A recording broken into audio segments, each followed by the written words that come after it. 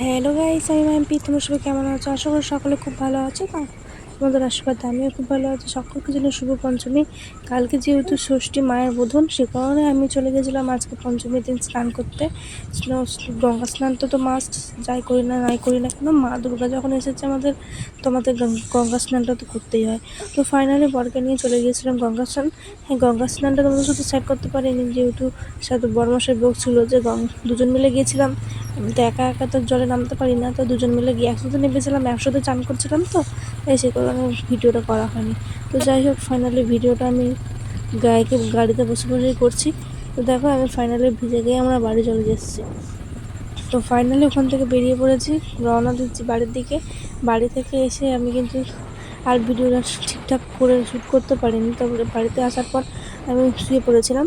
তো ফাইনালি আমার বড়টা চলে গেছিলো ঠাকুর আনতে। তো প্রতিমাকে আনতে গিয়েছিল। তার মধ্যে তো এখানে দেখতেই পাচ্ছ কত আনন্দ করছে এরা, খুবই মজা করছে, নাচ গান হচ্ছে। প্রত্যেকটা ক্লাবের তো প্রত্যেকটা সদস্যই একদম ফিট হয়ে আছে।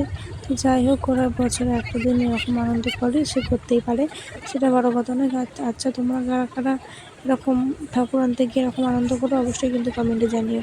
আর ভিডিওটা ভালো লাগলে অবশ্যই লাইক কমেন্ট শেয়ার করে দিও। তার মধ্যে তো আর পুজোর শপিং তো কার সব ভর্তি করে সবারই মোটামুটি কমপ্লিট হয়ে গেছে। তো যাই হোক, আমাদের এখানে প্যান্ডেলে চলে এসেছি। ফাইনালি ঠাকুরটা ঘুরিয়ে ঘুরিয়ে নিয়ে আসছে। তো আমরা মায়ের দর্শনের জন্য অপেক্ষায় আছি, মণ্ডপে কখন মায়ের দর্শনটা নেব।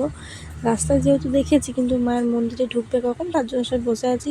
তার মধ্যে এখানে বক্স বাজছিল, আমাদের ফুচকাগুলো সব নাচ গান করছিল, তো নাচানাচি করছে। তো যাই হোক, কথা বলতে বলতে আমি হাঁপিয়ে যাচ্ছি। তো যাই হোক, ভয়েসটা আমি এখন রাতে দিচ্ছি, এই অসুবিধা হচ্ছে। আর এমনি শরীরটা খুব খারাপ, দুবার স্নান করেছি, গঙ্গা স্নান। তো যাই হোক, ঠান্ডা লেগে গেছে। আবার যেহেতু কালকে পুজোটা, এবার দুর্গা পুজোর তিথি লক্ষণগুলো এমন এমন সময় পড়েছে না, খুবই অসুবিধা হয়ে যাচ্ছে। তো কালকে পুজো পড়েছে তোমার মনে হয় 4টে না 3টে না এরকম সামথিং কিছু একটা হবে, পুজো পড়েছে। তো মোটামুটি তো 3টের সময় তো উঠতেই হবে। 3টের সময় উঠে চান ঠান করা মানে তো বুঝতেই পারছো, শরীরের হালত খারাপ। তো যাই হোক, মা দুর্গার জন্য উপোস যেহেতু করছি, মা দুর্গার নিশ্চয়ই শরীর ভালো রাখবে।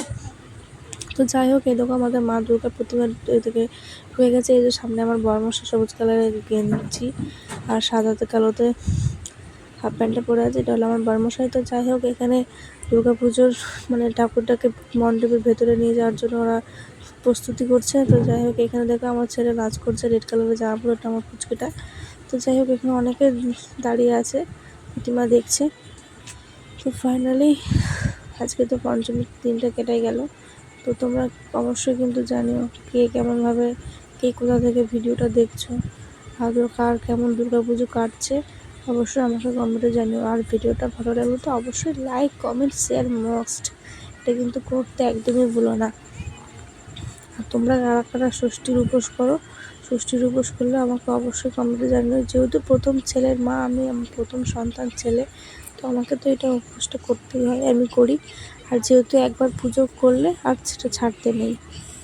তো যাই হোক, পুজোটা তো আমাকে করতেই হবে, সে রাত 3টেই হোক আর 2টোই হোক, সেটা তো ছাড়া যায় না। তো ফাইনালি দেখো, সব এখানে প্রচুর লোকজন আছে। তো এখানে আমার শ্বশুর, ভাসুর, দেওর, নানানজন, ননদ, দেওর, বাবা সবাই আছে।